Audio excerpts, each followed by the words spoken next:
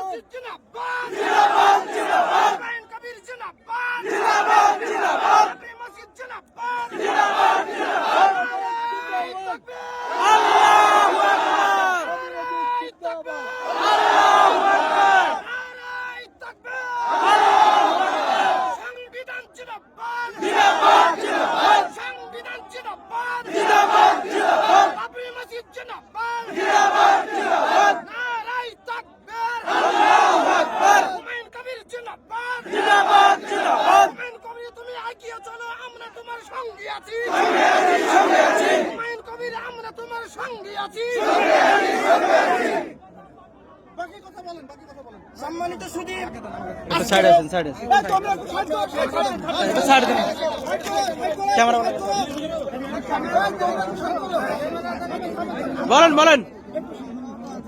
বলেন আমরা সকলে জানি একথা চিরন্ত ভাবে আমরা সকলে জানি যে বাবরি মসজিদ আমাদের একটি ঐতিহাসিক মসজিদ, যে মসজিদের সঙ্গে আমাদের লেগে আছে আবেগ, যে মসজিদের সঙ্গে লেগে আছে আমাদের ভালোবাসা, যে মসজিদের সঙ্গে আছে আমাদের প্রাণ, যে মসজিদ অনেক দিন থেকে শত বছর থেকে ওই জায়গায় আমরা হাইয়া আলাস সালার, হাইয়া আলাল ফালার আজান দিয়েছি, ওই মসজিদকে অবৈধভাবে ধ্বংস করা হয়েছে। এই সরকার, সেইকালীন কংগ্রেস সরকার ছিল, তারা নিজেই ওয়াদা করেছিল যে বাবরি মসজিদের মধ্যে কোনো রাম জন্মভূমি ছিল না।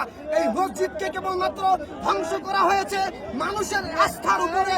তারা চক্রান্ত করে এই মসজিদকে ধ্বংস করার চক্রান্ত করেছিল। সুতরাং সুপ্রিম কোর্ট এই কথা বলেছিল যে সুপ্রিম কোর্ট বলেছিল এই মসজিদের ভিতরে কোন মূর্তি ছিল না।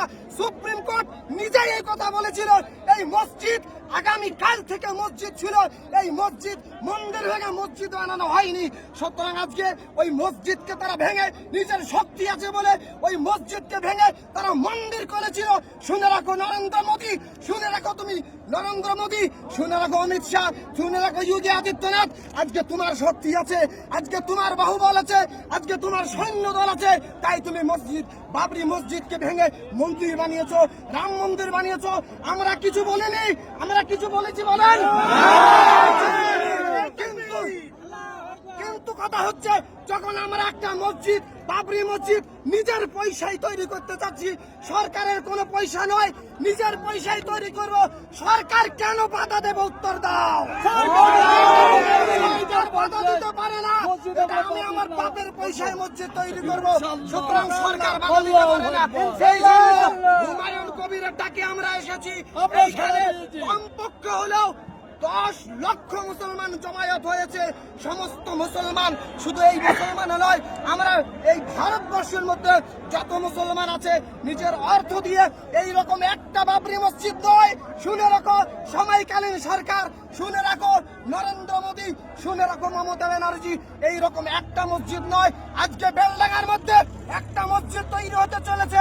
আমি কথা দিয়ে যাচ্ছি, ইনশাআল্লাহ আল্লাহর কাছে দোয়া করি প্রত্যেকটা জেলায় জেলায় ইনশাআল্লাহ বাবরি মসজিদ তৈরি হবে।